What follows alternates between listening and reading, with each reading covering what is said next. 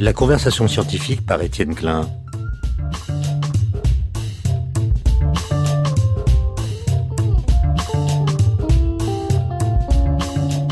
Aujourd'hui, la science et la philosophie se touchent-elles ?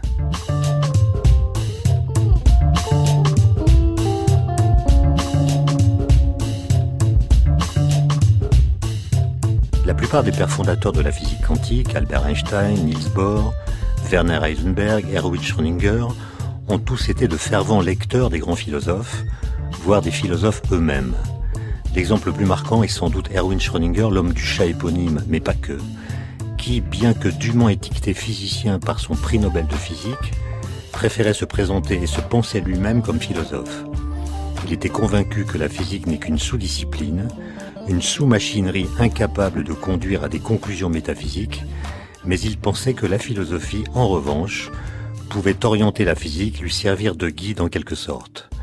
D'après lui, lorsqu'elle est seule, la physique ne tient plus sur ses jambes, elle a donc besoin d'une métaphysique qui la soutienne.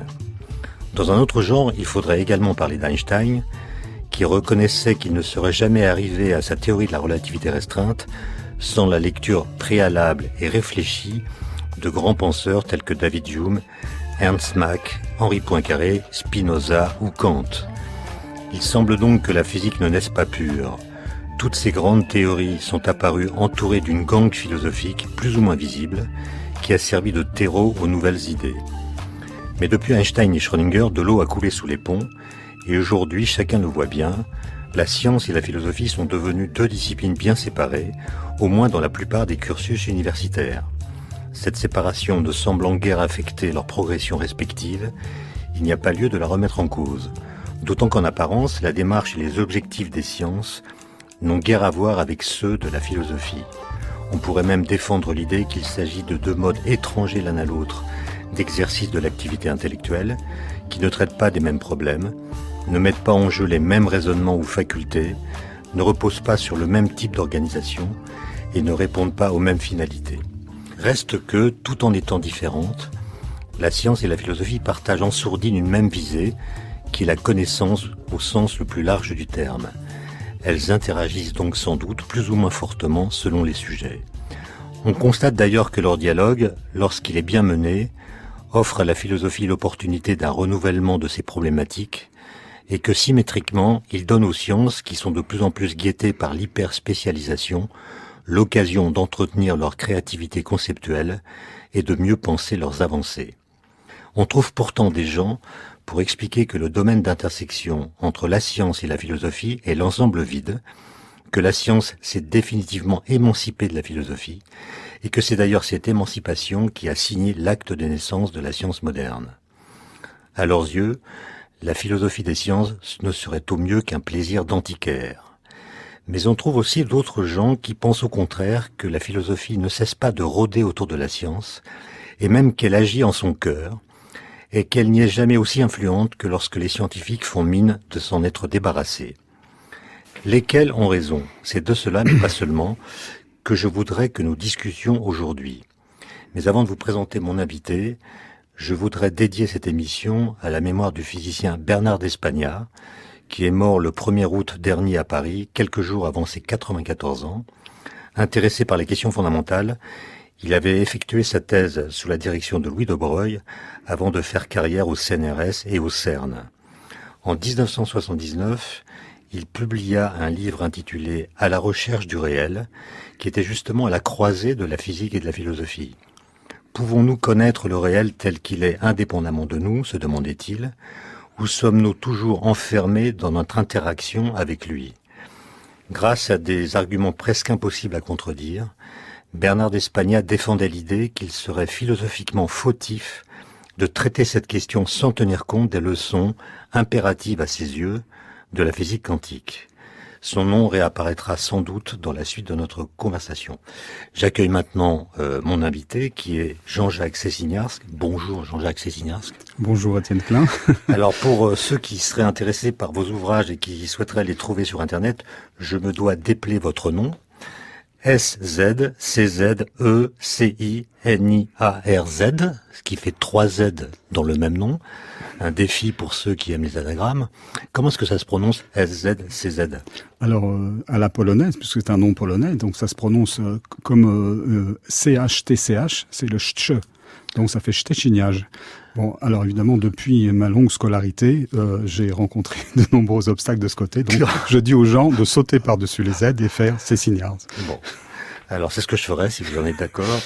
Alors, vous êtes mathématicien, philosophe, historien des sciences, philosophe des sciences, professeur à l'université Paris Diderot, Paris 7, où vous dirigez le master LOFIS. LOFIS, c'est, je crois, l'anagramme pas l'anagramme, non, l'acronyme. L'acronyme de logique, philosophie, histoire et sociologie des sciences. Bref, vous êtes l'homme qu'il nous faut. Alors, j'ai regardé un petit peu votre parcours scolaire et universitaire. Vous avez été élève de l'école normale supérieure. Vous avez passé en même temps une licence de lettres classiques, une licence de philosophie, une licence de mathématiques, puis une maîtrise de philosophie, puis une maîtrise de mathématiques, un DEA de mathématiques pures, un DEA d'épistémologie, vous avez une thèse de philosophie, etc. D'où vous est venu ce besoin de mélanger des sciences dures et même pures avec la philosophie? Alors je dois dire, j'ai toujours baigné dans cet entre-deux des mathématiques et de la philosophie essentiellement. Depuis le début, j'ai toujours hésité entre ces deux cursus. Et puis d'autre part, mes aventures philosophiques, mes rencontres philosophiques, contrairement un peu à ce que vous aviez dit au départ, m'ont amené à développer dans la même foulée les mathématiques ou un enseignement mathématique et un enseignement, je veux dire, l'apprentissage des mathématiques et puis la philosophie. Et ça depuis tout le temps. Alors je dirais qu'il y a plusieurs choses. Il y a d'une part, comme tout un chacun, j'ai été fasciné par les mathématiques. Je suis fasciné par les mathématiques, à la fois par un double rapport d'admiration, de choses qui me sont étrangères, et en même temps rapport de je veux comprendre. Donc cette nécessité de comprendre. Et d'autre part, il y a dans les philosophes que j'ai étudiés, que j'ai rencontrés, j'appartiens à une école philosophique, je veux dire, qui depuis mes enseignants de l'école normale supérieure, Louis Althusser, et puis les gens qui autour de lui. Louis Althusser a fait un grand cours qui a beaucoup marqué, dans lequel il parlait de la philosophie spontanée des savants. Et puis d'autre part, les gens que j'ai rencontrés dans mes lectures et dans mon apprentissage, l'école française, Bachelard, Cavaillès, Lottmann, etc. Canguilhem, bien sûr. Et j'ai été marqué par cette phrase de Bachelard qui nous a dit « il faut se mettre à l'école des scientifiques ». Et j'ai voulu me appliquer complètement dans ma conduite, dans ma vie, cette prescription. Je me suis mis à l'école des scientifiques au point que j'ai voulu, pour pouvoir développer ma propre pensée philosophique, qui n'est pas seulement une philosophie des sciences, mais une philosophie tout court. Mais en tout cas, j'ai voulu, pour parler de science et parler philosophiquement de science, avoir la reconnaissance de scientifiques, de savoir que j'ai des interlocuteurs, de réels interlocuteurs, qui sont des scientifiques eux-mêmes. C'est-à-dire que vous pensez que la science, les sciences peuvent produire des connaissances qui viennent changer la donne philosophique? Complètement. Je pense que les sciences produisent depuis leur intérieur des portées, des interrogations, des problématiques philosophiques dont les philosophes doivent s'emparer, ce qui ne parviennent pas toujours, précisément parce que c'est le manque de culture scientifique qui fait qu'ils n'accèdent pas à ce niveau de profondeur à l'intérieur des sciences pour pouvoir extraire ces problématiques philosophiques qui fonctionnent et qui font fonctionner les sciences à des niveaux très très élaborés. Alors Jean-Jacques Szczeciniage, avant d'aborder ces questions qui risquent d'être un peu compliquées, je pense, oui. Je voudrais vous faire réagir à certaines citations et à avoir votre commentaire. Connaissez-vous cette phrase à propos de la philosophie qui dit la philosophie c'est comme la Russie, c'est plutôt marécageux et c'est souvent envahi par les Allemands. Oui, c'est intéressant. Qui a dit ça? Oui, c'est Roger Nimier. Oui. Alors, je suis d'accord sur les deux points. C'est marécageux, effectivement, parce que on a du mal à avancer, et on s'enfonce, il y a des bourbiers, on perd pied même, parfois on risque la noyade, et donc on crie au secours. Qu'elle soit envahie par les Allemands, bien entendu. Envahie, je dirais pas, pas seulement. Elle est constituée par le fond de la grande philosophie allemande, en particulier donc la philosophie du 19e siècle, qui domine la philosophie allemande du 19e qui domine notre 20e et notre 21e siècle. On a commencé par les grands idéalistes allemands, Hegel, Kant, un peu avant, etc. Donc ça, c'est clair que les deux remarques fines, je les reprends à mon compte et je pense qu'on pourrait même les développer un peu plus lourdement. Si vous... On le fera peut-être plus tard. Et ma deuxième citation est une citation de Nietzsche dans Humain, trop humain, dans un texte, un paragraphe qui s'appelle L'avenir de la science. Nietzsche écrit ceci: la science donne beaucoup de satisfaction à celui qui y consacre son travail et ses recherches, mais fort peu à celui qui en apprend les résultats. Mais comme toutes les vérités importantes de la science ne peuvent que devenir peu à peu banales et communes, même ce peu de satisfaction disparaît. C'est ainsi que nous avons depuis longtemps cessé de trouver le moindre plaisir à apprendre la table de multiplication, qui est pourtant si admirable. Si donc la science donne de moins en moins de plaisir par elle-même, et si elle en ôte toujours davantage en jetant la suspicion sur la métaphysique, la religion ou l'art qui, eux, consolent, voilà appauvrie cette source de plaisir à laquelle les hommes doivent à peu près toute leur humanité. Bon, c'est une citation très intéressante et assez profonde.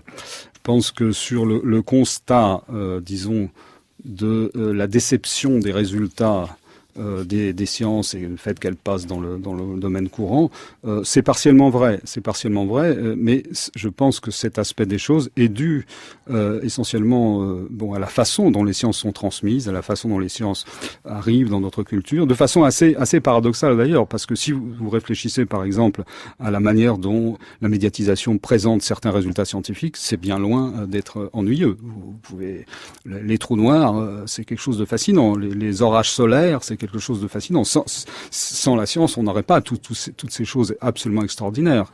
La découverte des capacités de la cellule, bref. Donc Nietzsche exagère un peu.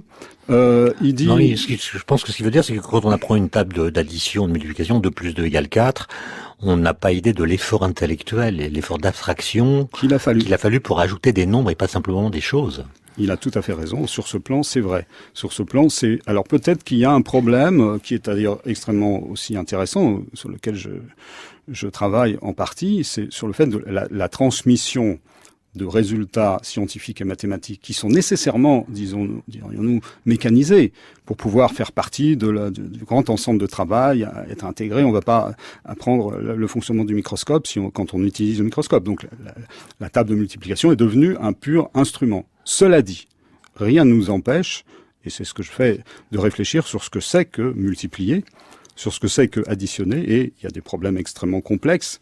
Et je vous dirais par exemple que il y a certaines théories, certains lieux mathématiques, structures où la multiplication n'existe pas. Donc ça veut dire que la multiplication, qui est une opération extrêmement banale, en réalité, la multiplication, c'est quelque chose qui est très très profond dans sa structure même. Vous parliez tout à l'heure de l'addition, c'est la même chose. Qu'est-ce que ça veut dire additionner? Et je me souviens où on dit que 2 plus 2 égale 4, il n'y a rien de plus simple. Donc il y a une méditation des philosophes sur ce que c'est que 2 plus 2 égale 4. Et la même chose, il y a des structures mathématiques dans lesquelles 2 plus 2 ne font pas 4. En physique quantique, on va ajouter une particule à une autre, ça se fait de différentes manières, et le résultat, c'est pas forcément la somme des nombres de particules. Exactement.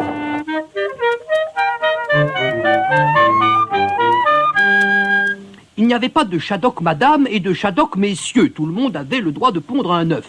Il suffisait simplement de compter jusqu'à 4. C'est dire que c'était uniquement une question d'éducation. Ça avait quand même des inconvénients. Quand les mathématiciens Shadok faisaient des calculs, par exemple, 1, 2, 3, 4, 1, 2, 3, 4, sans qu'ils s'en rendent compte, toc, il leur arrivait un œuf.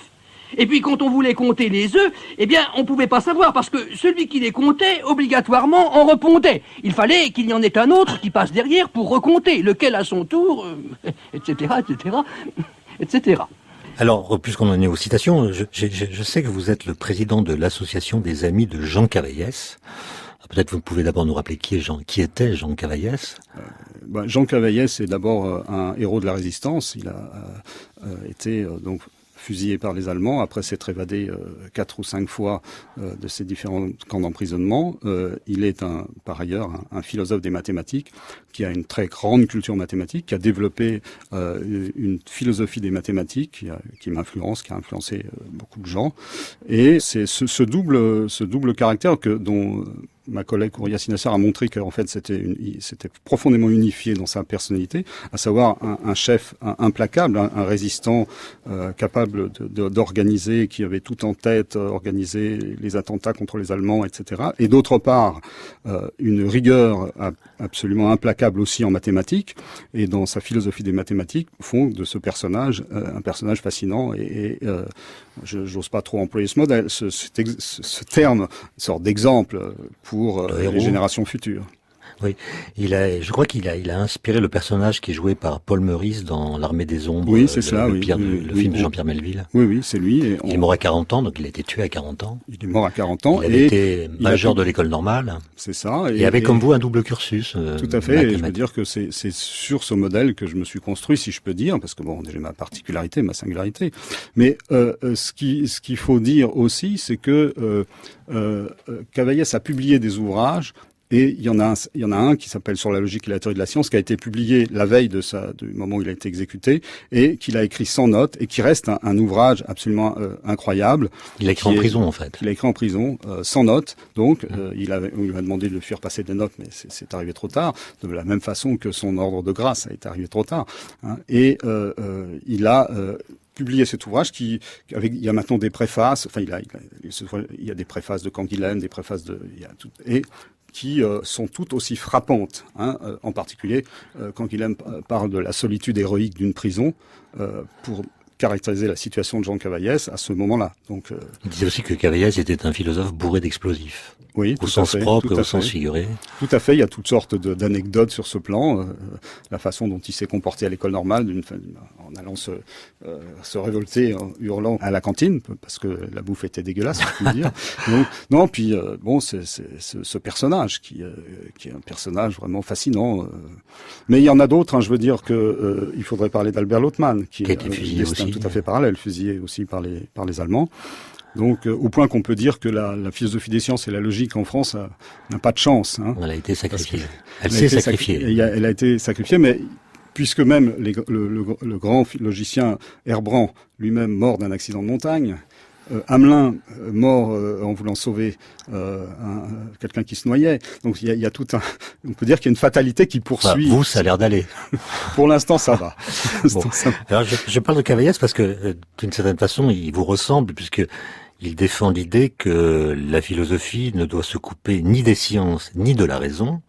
Elle doit à tout prix refuser le déclin de la preuve, dit-il, pour devenir fille de la rigueur. Elle s'apparente donc davantage aux mathématiques qu'à la littérature. Philosopher, c'est démontrer et non pas faire des confidences sur sa subjectivité propre. C'est une affaire de concept plutôt que l'épanchement des états d'âme de l'intellect ou des tourments du cogito. La recherche de la vérité implique en somme qu'on s'oublie un peu. Tout à fait. C'est la position de Cavaillès qui a beaucoup influencé toute la postérité de la philosophie française.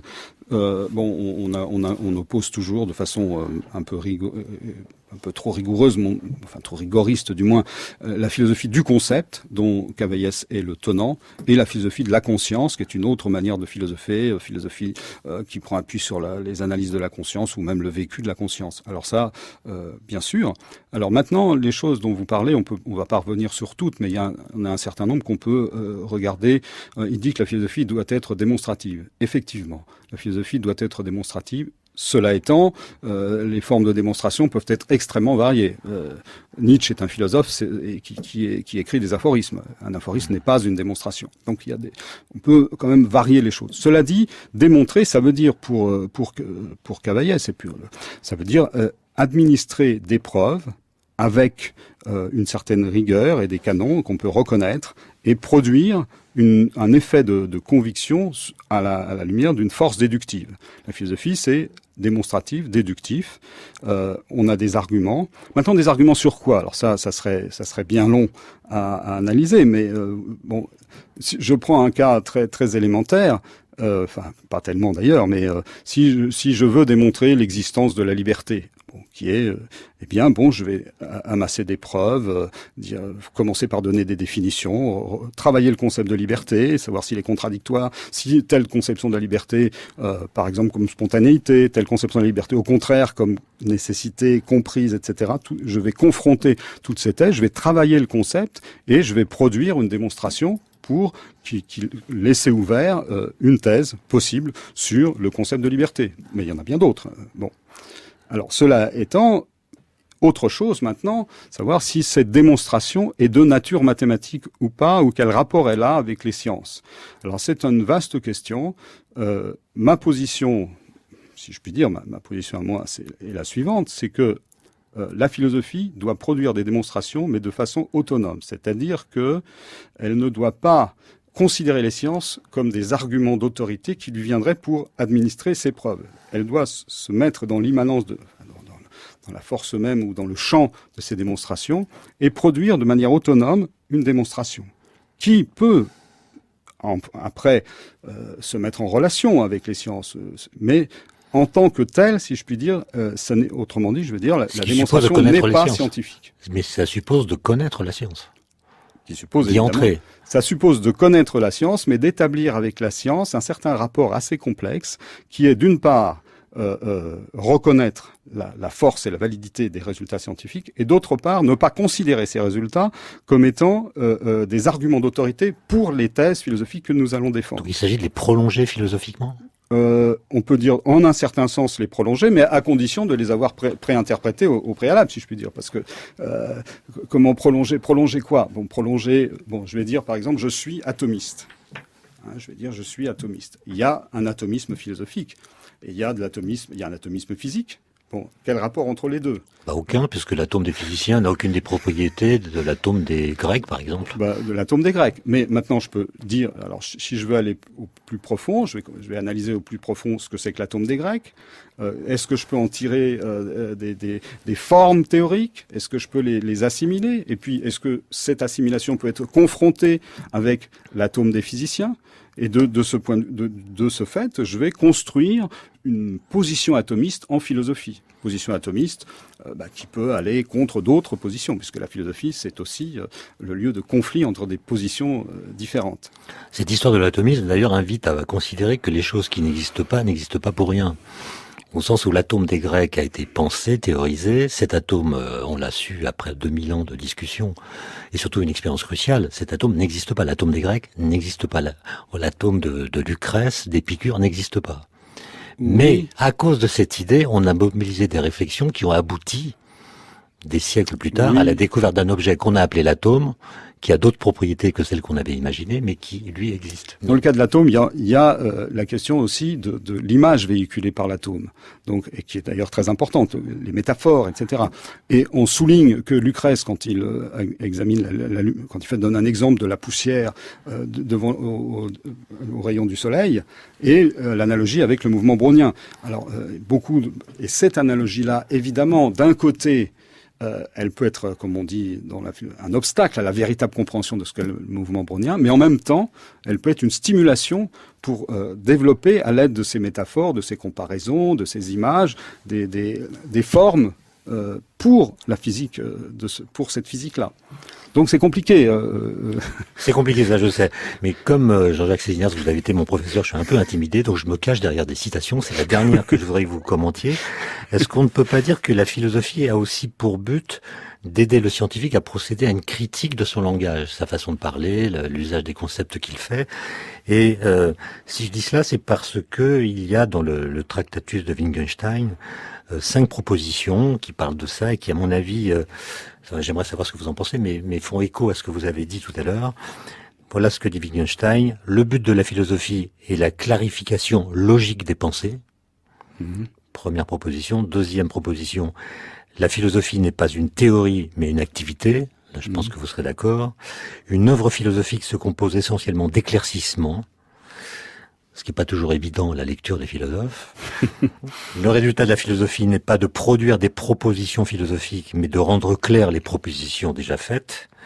La philosophie doit rendre clair et nettement délimiter les propositions qui autrement sont, pour ainsi dire, troubles et confuses. Oui, c'est une phrase, c'est une citation très très marquante, très connue, qui a influencé le courant philosophique qui est autour du cercle de Vienne et ses successeurs, les successeurs de Wittgenstein. Bon, c'est l'idée que la philosophie est une activité essentiellement de clarification des concepts. Alors c'est partiellement vrai. Enfin, si je veux dire ma propre position sur cette question, c'est vrai que on doit essayer d'effectuer des formes de clarification, des formes d'élaboration plus faciles d'accès, mais c'est pas forcément, la clarté n'est pas forcément synonyme de facilité. Et alors, cela étant, à mon avis, c'est une vision. Malgré ma grande déférence à l'égard de Wittgenstein, qui est certainement un des plus grands philosophes qui ait jamais existé, mais prise comme telle, elle est un peu unilatérale, parce que certaines fois en philosophie, quand on argumente, le flou est requis pour toutes sortes de raisons. On ne peut pas faire de la clarté. Il y a la clarté cartésienne, il y a toutes sortes de conceptions de la clarté, mais de la clarté, essentiellement, là, il s'agit d'une clarté logique. Et cette clarté logique qui fait qu'il y a une sorte de domination de la logique, d'un certain type de logique, pour agir à l'intérieur de la philosophie, qui a donné lieu justement à des entreprises de destruction de la métaphysique au nom de la logique. Quand je prendrais aussi un grand philosophe par ailleurs intéressant. On peut être en désaccord avec les philosophes et reconnaître leur grandeur. Bien, vous prenez le cas de Carnap, qui a développé cette idée, c'est pas tout à fait la clarification, mais enfin c'est l'idée d'une syntaxe logique, qui respecte les règles de la logique, etc., contre la métaphysique. Et d'où cette grande polémique du XXe siècle entre d'un côté Heidegger et de l'autre côté Carnap. Heidegger qui justement s'est opposé à cette vision qu'il appelait une vision technocratique de la philosophie. Dans son ouvrage qui s'appelle « Qu'appelle-t-on penser ?» D'un autre côté, évidemment, on peut être aussi contre Heidegger sur certains autres plans. Mais vous voyez donc l'idée essentiellement que la philosophie est une activité d'élucidation et de clarification, ça va jusqu'à un certain point. Et lorsque ça dérive sur l'idée d'une constitution logique fondée sur des modèles de type théorie des ensembles, etc., de la philosophie ou d'une philosophie, eh bien là on se perd dans un formalisme parfois inutile.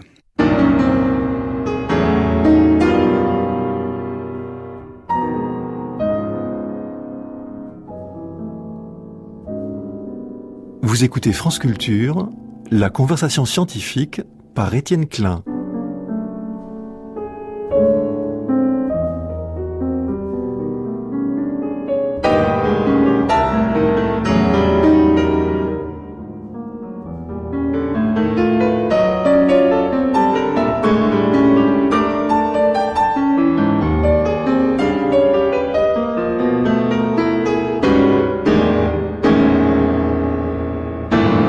Alors Jean-Jacques Sessignard, ce qu'il faudrait qu'on parle un petit peu de philosophie des sciences quand même, qui est une de vos spécialités, vous en avez plusieurs. Souvent les physiciens sont assez méprisants pour la philosophie des sciences au motif qu'elle ne servirait à rien, qu'elle arriverait toujours trop tard, qu'elle prétendrait résoudre les problèmes en fabriquant des mots en ismes. Et Steven Weinberg, un grand physicien américain, prix Nobel, disait que la seule façon de se débarrasser de la gadoue métaphysique, comme il disait, c'est de faire de la science, enfin de la physique en fait. Est-ce que vous pensez qu'on peut se débarrasser de toute gadoue métaphysique en faisant de la science ? Non, absolument pas. Non. Mais je comprends. Alors, je veux dire, la question que vous soulevez par cette citation est vraiment une question centrale, à la fois, je dirais, institutionnelle, de communauté et, je dirais, théorique et philosophique. De communauté, c'est que je dirais que effectivement les physiciens, mais aussi les mathématiciens, ont l'impression que la philosophie pas toujours, puisqu'on en a parlé tout à l'heure, mais que la philosophie qu'ils lisent est sans intérêt, que ce sont des phrases creuses et que la vérité se trouve dans les sciences mêmes et dans le travail des sciences mêmes. Alors, je comprends aussi, et d'autre part, il y a quelque chose de gênant de la part des philosophes vus à travers les physiciens ou les mathématiciens. Ils ont l'impression et le sentiment que les philosophes vont leur prescrire la manière dont ils doivent raisonner. Et ça, évidemment, c'est extrêmement dommageable. Et d'où cette question, comment la philosophie peut-elle se positionner par rapport à ces diverses sciences? D'abord, il est inexact de dire qu'on doit se débarrasser de la métaphysique, parce qu'il y a la métaphysique à tous les coins de ligne, même dans les calculs les plus compliqués. Et j'en fais. Il y a des choix métaphysiques qui sont faits sur la nature des opérations, on choisit que telle entité existe ou n'existe pas pour des raisons parfois non justifiées, mais qui ne peuvent être que métaphysiques. Et comme le dit Popper, d'ailleurs, il dit que la physique ne peut être que sauvagement métaphysique, contrairement à c'est une citation de Popper, et donc on peut pas se débarrasser. Simplement, comment faire? Alors, il y a deux écueils. Alors, effectivement, du côté des philosophes, d'abord, bon, moi j'essaye d'éviter cet écueil, je ne sais pas si j'y parviens, c'est pour moi la chose sans doute la plus importante. Les philosophes doivent être absolument à l'écoute des théories scientifiques. Ça veut dire le plus possible entrer dans les choses les plus profondes de la physique. Mais même ou des les mathématiques. philosophes qui font de la philosophie morale, par exemple? Non, mais je parle des philosophes qui voudraient faire de la philosophie des sciences. Bon, pour la philosophie morale, c'est autre chose, hein, mais bon, cela dit, la philosophie morale a aussi des rapports avec les mathématiques très importants, mais c'est autre chose. Et il arrive que des philosophes aillent assez loin dans la compréhension de la discipline scientifique sur laquelle ils veulent réfléchir. Maintenant, la philosophie elle-même, elle a ses propres règles, son autonomie, la production de ses concepts, ses problématiques.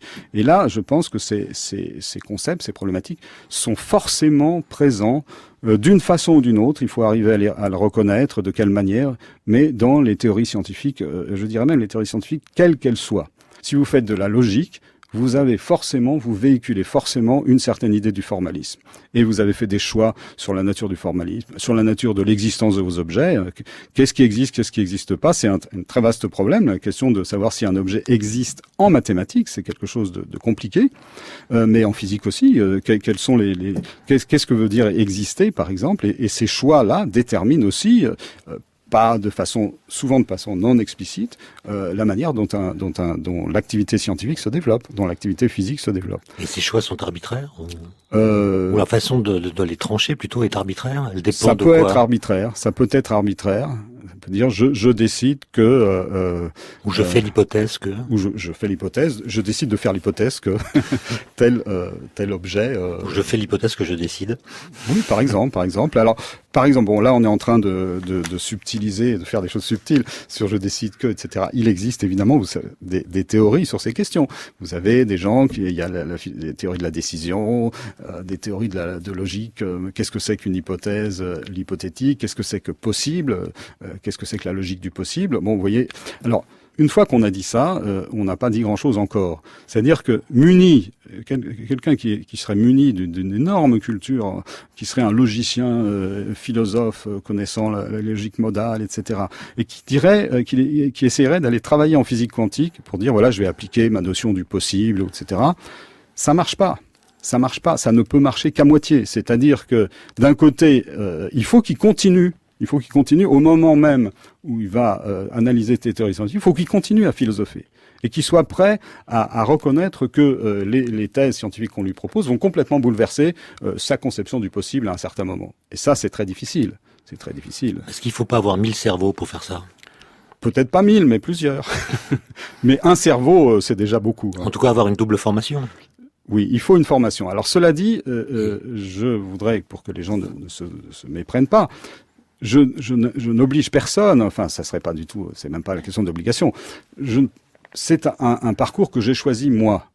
Bon, maintenant, je crois qu'il existe des philosophes extrêmement donc singuliers qui raisonnent, qui produisent leur propre philosophie, leur propre méditation. Bon, je suis très intéressé par Clément Rosset, par exemple. Eh bien, je pense que ces philosophes-là aussi ont des choses à dire et des choses à fournir aux scientifiques.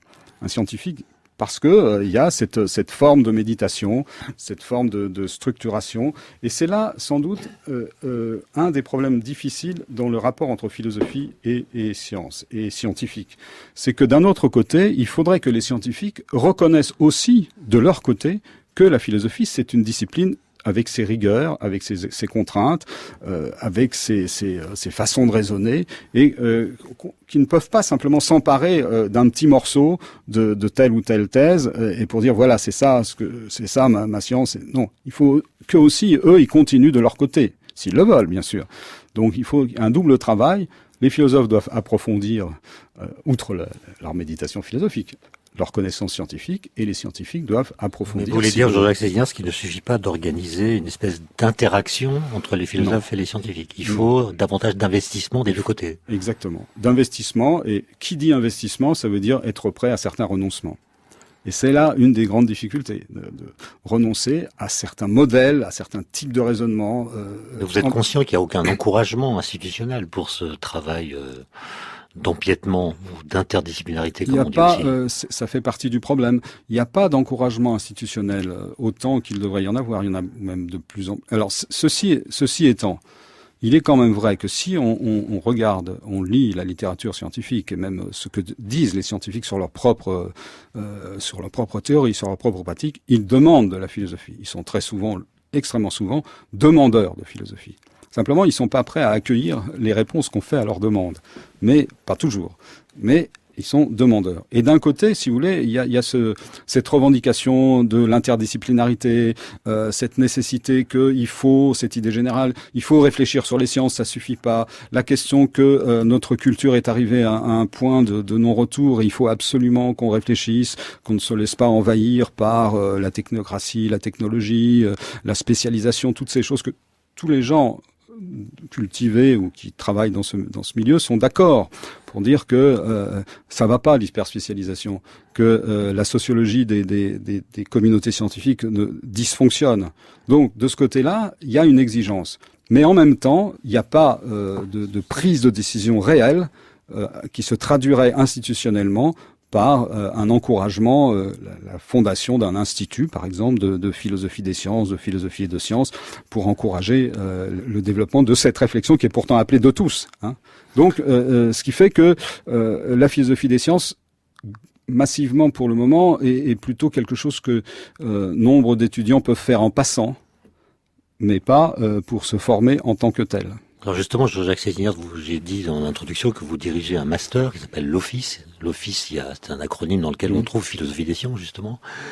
Master qui a été fondé, je crois, par Dominique Lecourt. Oui, enfin, il a été fondé. C'est le résultat de toute une réflexion dans l'université de Paris Diderot, qui a commencé dès sa fondation, et donc parmi lesquels, autour de la décision de créer ce master, effectivement, il a été créé en 2004, et elle vient de cette réflexion. Alors d'une part, il y a Dominique Lecourt, et puis un grand nombre d'autres enseignants autour, comme Michel Paty, Roch Dirached, si je puis les citer, Christian Houzel, qui étaient les dinosaures qui ont était à l'origine de cette création et qui correspondait aussi à l'esprit, disons, à l'histoire de l'université Paris Diderot, où vous avez de nombreux enseignants, aussi bien en physique qu'en mathématiques, qui étaient très demandeurs et qui ont aidé au développement. Mais alors, est-ce que ce master est très demandé par les étudiants? Qui sont les étudiants qui le demandent? Il est assez Est-ce demandé. Plutôt philosophes, plutôt scientifiques? On n'est jamais content. Il est relativement demandé par les étudiants, parce que vous avez d'un côté les scientifiques qui suivent, des étudiants qui ont une formation minimale, je dirais de licence, enfin de 4 ans de mathématiques ou de physique ou de biologie, qui viennent suivre ce master pour soit passer 1 an ou 2 à réfléchir sur leur discipline et retourner à leurs anciennes études, soit au contraire des gens qui se développent leur formation parce qu'ils le veulent. Et il y a aussi des scientifiques eux-mêmes, arriver des directeurs de labo, vous avez des chercheurs qui viennent évidemment se former de façon plus élaborée à la réflexion philosophique. Vous avez des enseignants, beaucoup d'enseignants de classes préparatoires scientifiques ou d'enseignement secondaire qui viennent également qui demandent cette formation. Et il y a aussi des littéraires, si je puis dire, qui viennent acquérir une culture à la fois de philosophie des sciences ou de réflexion sur les sciences et même de culture scientifique, puisqu'on enseigne minimalement des sciences à l'intérieur de ce master. Mais selon votre expérience, pour qui c'est le plus dur? Les philosophes qui doivent apprendre des rudiments de science ou les scientifiques qui doivent apprendre des rudiments de philosophie? Ça dépend un peu de nos exigences, mais c'est plus difficile pour les philosophes et pour les littéraires. Parce que, à cause des mathématiques. Oui, parce que je dirais, ce que vous disiez au tout début, c'est vrai qu'il y a une forme d'apprentissage, une manière de raisonner, une culture implicite qui rend difficile la compréhension, l'accès au formalisme pour des littéraires. C'est quelque chose c'est une question extrêmement intéressante aussi, de savoir comment se fait-il que vous avez des esprits absolument supérieurs en littérature, qui sont des gens absolument remarquables en littérature, en langue, etc., et qui sont complètement rébarbatifs à la lecture d'une équation ou à suivre un raisonnement dès qu'il y a un peu de formalisme. Et c'est le résultat d'un trauma de la petite enfance ou est-ce qu'il y a d'autres explications?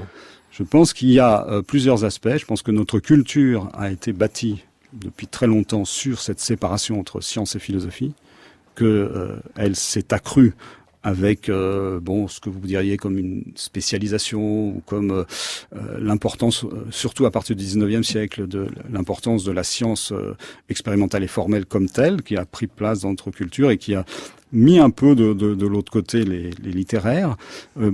Et d'autre part, effectivement, il y a ce qui m'a toujours fasciné dans les sciences, dans la manière dont on apprend les sciences, en particulier les mathématiques, mais aussi la physique, il y a cette espèce de ce qu'on appelle grossièrement les blocages, qui sont liés à une sorte d'organisation d'affect et qui font que les gens, à un certain moment dans leur existence, se sont mis à avoir peur. Ils se sont mis à avoir peur parce que certainement qu'ils ont transféré des formes d'angoisse sur des formes d'acquisition du formalisme, mais ils se sont mis à avoir peur et ils continuent d'avoir peur des formalismes et des théories scientifiques.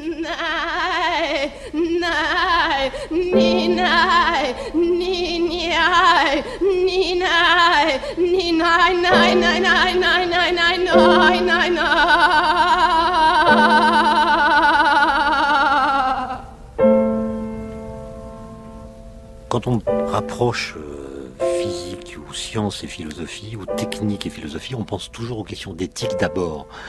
On n'en a pas parlé jusqu'à maintenant. Est-ce que ça veut dire que leur place est marginale ou est-ce qu'au contraire, c'est là qu'on devrait investir le plus les possibilités d'un rapprochement? Je pense que effectivement, pour des raisons sociétales, comme on dit aujourd'hui, pour des raisons politiques aussi, la question de l'éthique est une question qui s'est posée, qui arrive au premier plan. Il y a une question, et effectivement, aussi à cause des progrès scientifiques et techniques, c'est clair qu'il y a des questions majeures sur la nature de l'être humain, si je puis dire, la nature du corps humain, etc., etc., qui fait que effectivement, des questions réelles, des questions d'éthique se posent, que maintenant qu'il existe des théories élaborées au même titre que les grandes métaphysiques ou que la philosophie des sciences, etc., en éthique, c'est encore pour le moment une question. Mais effectivement, l'éthique, c'est une question centrale, c'est une question qu'il faut prendre aussi comme une forme de rapprochement entre science et philosophie, seulement de façon rigoureuse. Et la plupart du temps, l'éthique repose sur des grandes élaborations philosophiques, en particulier la morale kantienne, par exemple, qui est effectivement dominante dans un très grand nombre de discussions éthiques sur la nature de la personne, etc., etc.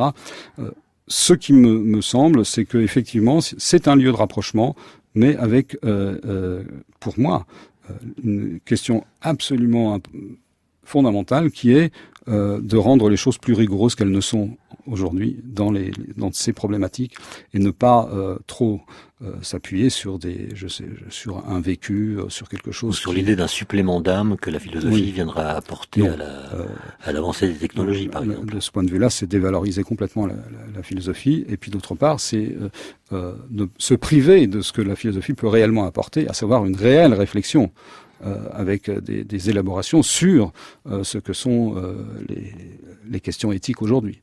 Mais alors si on reste non plus à l'éthique, mais plutôt à l'épistémologie, à la philosophie des sciences, à votre avis, quelles sont les grandes questions du moment sur les mathématiques ou sur la physique? On sait qu'en physique quantique, il y a eu des découvertes qui se renforcent régulièrement à propos de la non-séparabilité quantique, qui viennent changer les attributs qu'on peut faire porter sur l'idée même de réalité. Donc là, on a un exemple qui a d'ailleurs été largement développé par Bernard d'Espagna, que je citais en préambule, où la physique a produit ce qu'on pourrait appeler, ce que Merleau-Ponty appelait des découvertes philosophiques négatives, c'est-à-dire des résultats qui viennent trancher un débat qui initialement était philosophique, à savoir celui qui avait été discuté par Einstein et Bohr à propos de la complétude de la mécanique quantique. Est-ce qu'il y a des problèmes aujourd'hui aussi importants que celui-ci qui sont ardemment discutés et dont on pourrait trouver bientôt une sorte de solution?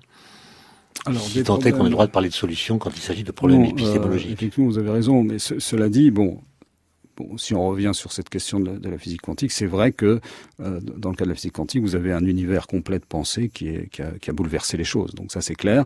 On n'est absolument pas encore en état, on n'a pas du tout exploré tous ces changements, tous ces bouleversements, mais là encore, il y a des questions philosophiques clés qui sont bouleversées. Je prends une question qui est qu'est-ce que l'existence, quelle est la nature de l'existence pour une entité, ou est-ce qu'on peut parler d'entité? Donc ça devient très compliqué.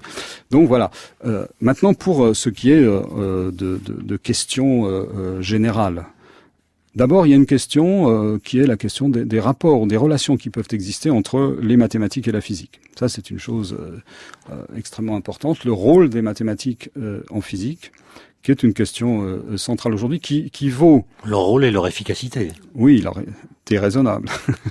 Mais qui vaut pour la physique, c'est-à-dire... et là aussi, c'est une question à la fois de communauté et de culture. Les physiciens comprennent de plus en plus, mais pas encore complètement suffisamment, que les mathématiques ne sont pas des instruments de la physique, mais sont au contraire des concepts théoriques, de compréhension et d'élaboration théorique. La physique vue comme un instrument, les mathématiques vues comme un instrument, il n'y a rien de pire, si vous voulez. Bien sûr que ça sert, on fait des calculs, etc. Ça sert à élaborer des concepts. Ça sert à élaborer des concepts. Il y a le rôle des mathématiques en physique est un rôle théorique. Ça, c'est une chose importante. Alors ça a aussi des effets en retour aussi de la physique sur les mathématiques. La physique maintenant joue un rôle extrêmement important dans l'élaboration des théories mathématiques, au point que c'est en réintégrant, c'est un peu compliqué ce que je raconte, mais en réintégrant de la physique qui avait été oubliée ou qui était sous-jacente dans l'intérieur des théories mathématiques, qu'on arrive à produire des démonstrations. Les démonstrations de certaines grandes conjectures se sont faites en prenant pour modèle des théories physiques. La démonstration de la conjecture de Poincaré, etc. Donc il y a une sorte de retour de la physique dans les mathématiques. Donc ça, ce sont des choses importantes. D'autre part, une des questions centrales, c'est aussi, je prends le cas des mathématiques, et vous me direz si je dis des choses trop abstraites. Il y a un double mouvement des mathématiques. Il y a un mouvement qui est un mouvement d'hyper-spécialisation des disciplines, au point que certaines disciplines théoriques des mathématiques ne comprennent pas du tout ce que raconte une autre discipline des mathématiques. Les gens se comprennent même plus dans les colloques. Ça, c'est une chose. Ce mouvement d'hyper-spécialisation. Et en même temps, il y a un mouvement de réunification tout en profondeur, où il y a des trajectoires soudaines qu'on comprenait pas, puis qu'il y a des rapprochements qu'on fait, etc. Donc, analogue à ce qu'avait fait Grothendieck avec la géométrie et l'algèbre, par exemple. Oui, alors Grothendieck, c'est un cas majeur, mais Grothendieck, c'est le mathématicien sans doute le plus important que la Terre ait porté. Et donc De tous les temps? de tous les temps, je peux pas me prononcer, mais disons de ce dernier siècle. Mais cela dit, encore une fois, quand on dit des choses comme ça veut pas dire que je veux pas créer C'est pas un classement. un classement, mais même dans un personnage, dans un personnage créateur, il n'y a pas forcément des choses qu'il a complètement calculées. Il s'est trouvé dans une conjoncture, il a été entouré, etc. Donc autour de lui, il a produit des théories qu'il ne s'attendait pas à produire. Et puis, bon, on va pas parler de Grothendieck, ça serait très long, mais c'est un personnage extraordinaire. Il y a ce refus, cette disparition à la fin. Sa disparition, son opposition à la communauté, parce que, si vous voulez, effectivement, je pense que c'est vrai pour toute création. Il y a un moment dans une création où la création elle-même implique une opposition à la communauté. Et donc implique forcément une expérience dramatique qui peut être vécue de façon très différente, mais qui peut être un refus, une coupure avec l'entourage, et plus que ça pour le cas de. Alors donc il y a cette question. Je reviens de ce double mouvement des mathématiques. Donc il faudrait arriver à travailler sur cette contradiction c'est une question de réunifier des champs, regarder les domaines, etc., etc. Personnellement, donc, je travaille sur un concept particulier dont je voudrais faire l'histoire et la compréhension philosophique, qui va sans doute étonner la plupart des auditeurs. Qui s'appelle? Donc, je travaille sur la notion de courbure. Et donc c'est un concept assez compliqué qui a il suffit que vous regardez un peu les choses autour de vous, vous verrez qu'il y a beaucoup de choses qui sont courbes, il n'y a pas que des choses droites, et il y a une réflexion qui remonte à l'Antiquité, mais il y en a une au XVIe siècle chez Kepler par exemple qui réfléchit sur le fait que le monde est fait d'une opposition entre le droit et le courbe, et il essaie de comprendre pourquoi. Et ce qui s'est passé, c'est qu'au XIXe siècle, qui est un des grands siècles de l'histoire des sciences, pour toutes sortes de raisons, vous avez eu des géomètres, en particulier Gauss, qui est un des grands géomètres, qui a construit un concept de courbure différent, autonome, qu'on appelle la notion d'une courbure intrinsèque. Donc, c'est-à-dire que quand vous avez une surface, je pense que là, c'est pas difficile. Pour l'instant, ça va. Si vous regardez cette surface et que vous promenez dessus, vous voyez que elle est courbe, elle n'est pas forcément droite. Donc il y a une notion de courbure. Et ce que Gauss a montré, c'est que cette courbure, en fait, elle ne dépend absolument pas du monde environnant. Que là, quelque chose qui est comme si vous aviez c'est défini de façon intrinsèque. Intrinsèque, consubstantielle à la surface. C'est comme si elle était physique de ce point de vue-là. Elle n'est pas courbe dans l'espace, elle est courbe par elle-même. Par elle-même, voilà. Et cette découverte-là, Gauss a travaillé 20 ans pour faire ces démonstrations. Et il en a fait plusieurs de différentes manières, etc. Ça a donné lieu à la découverte des géométries non euclidiennes, à la construction de nouvelles géométries à la théorie de la relativité générale. Et à la théorie de la relativité générale, où finalement on vous dit que la force, ce n'est rien d'autre que la courbure de l'espace-temps. Donc c'est ce qui m'intéresse, c'est de savoir pourquoi, pour quelles raisons et comment ce concept-là s'est montré si important, et dans quoi il plonge ses racines. Donc c'est ce que j'essaye de montrer. Alors là encore, si je puis me permettre encore une remarque sur ce point, il se trouve que Gauss, mathématicien, donc, démontre que cette courbure est intrinsèque. Mais il le démontre au cours d'un calcul absolument incroyable, d'une difficulté redoutable, qui est à rebuter les gens, mais extraordinaire. Et le théorème qui démontre cette intrinsèquité, il l'a appelé théorema egregium, ça veut dire le théorème extraordinaire. Parce que, au cours du calcul, il se passe des événements, et j'essaye de vous montrer quels sont ces événements, c'est que vous étiez en train de regarder la courbure avec l'espace ambiant. On fait ça en faisant promener une droite perpendiculaire sur la surface, comme ça. Puis d'un seul coup, dans le calcul, cette droite perpendiculaire normale disparaît. Dans le calcul. Donc j'essaye d'expliquer comment se fait cette disparition et comment ce calcul qui est absolument rébarbatif, absolument difficile... Ça veut dire qu'il prend combien de pages et il est accessible à quel genre d'étudiants? C'est difficile à dire, mais il est accessible à des étudiants qui ont déjà peut-être 2 ou 3 ans de mathématiques derrière eux. Puis il est surtout accessible à des étudiants qui ont le courage et la persévérance. Après, une fois qu'on a traversé ces obstacles, on est content. Hein, on a quand même cette satisfaction-là. Alors qu'est-ce que ça change philosophiquement de savoir que la courbure d'une surface ou d'une ligne est une propriété intrinsèque de la ligne et ne dépend pas de son environnement, enfin de l'espace dans lequel cet objet est baigné? Philosophiquement, ça dépend ce qu'on entend par là, mais ça veut dire que, d'abord, disons, la détermination de concepts peut se faire de façon, comme le fait Gauss, de façon complètement sans rapport avec l'extérieur, où on s'éloigne. Donc ça change. Comme vous le dites vous-même, l'extérieur est sollicité pour la démonstration.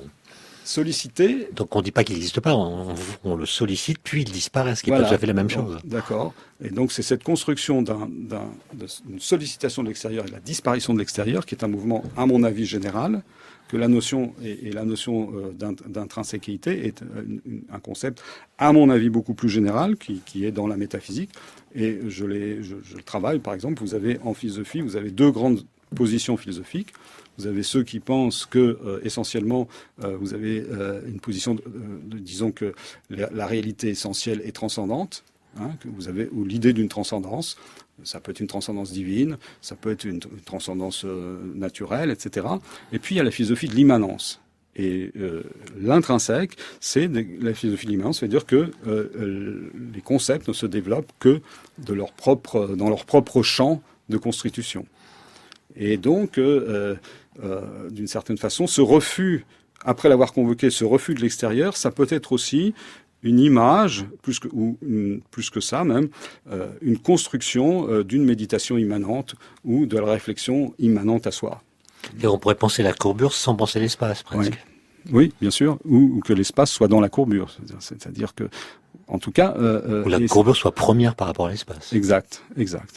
Et donc, ça, c'est quelque chose c'est une façon de réfléchir, on peut dire scientifique, mais qui est complètement indissociablement philosophique.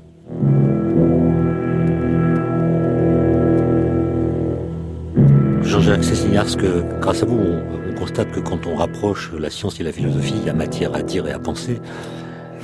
Malheureusement, le temps tourne et passe et on arrive à la fin de cette émission. Est-ce que vous avez une dernière chose à ajouter? Oui, alors j'ai une chose à ajouter, c'est que il y a plusieurs manières de réfléchir sur les sciences, mais j'ai insisté sur le rôle de personnages clés, ce que Deleuze appelle des personnages philosophiques, Alors, effectivement, c'est une chose à réfléchir. Il y a des grands scientifiques. Il y a des grands scientifiques qui ont tous, pour la plupart, des vies absolument extraordinaires. Donc ce sont des spécimens, des formes pour notre humanité à laquelle nous devons essayer je ne sais pas comment, de nous situer. Alors, non pas de penser que jamais on sera comme ça, parce que ce sont ce qu'on appelle des génies, mais au contraire essayer de comprendre qu'est-ce qui a pu donner lieu à la production de tel type de personnage, de tel type de personnalité. Et c'est aussi ça que doit faire la philosophie des sciences. Alors, il y en a un que je n'ai pas cité, mais qui est pour moi un des grands que j'ai beaucoup travaillé, c'est Évariste Galois, par exemple, qui représente une sorte de héros de la pensée, d'une certaine façon, à 19 ans, mort dans un duel, et qui, la veille de son duel, écrit dans un manuscrit l'essentiel, en tout cas des aspects très importants de la l'algèbre moderne. Ça, c'est quelque chose de tout à fait étonnant, et ça doit nous faire penser à la nature des destinées. Alors peut-être que ma génération a eu tendance à s'identifier, à se conformer à ces formes de destinée modèles, et qu'il y a d'autres manières de travailler, de regarder ou de survivre. Mais vous avez au XIXe siècle, vous avez Galois, vous avez Rimbaud, vous avez Riemann, qui restent quand même Au XXe, vous avez Majorana au XXe siècle, ou Grothendieck, et d'autres encore. Merci Jean-Jacques Cessignars d'être passé nous voir. C'était La Conversation scientifique par Étienne Klein, avec la collaboration de Catherine Madure, à la technique Emmanuel Morse-Duncan et à la réalisation François Connac.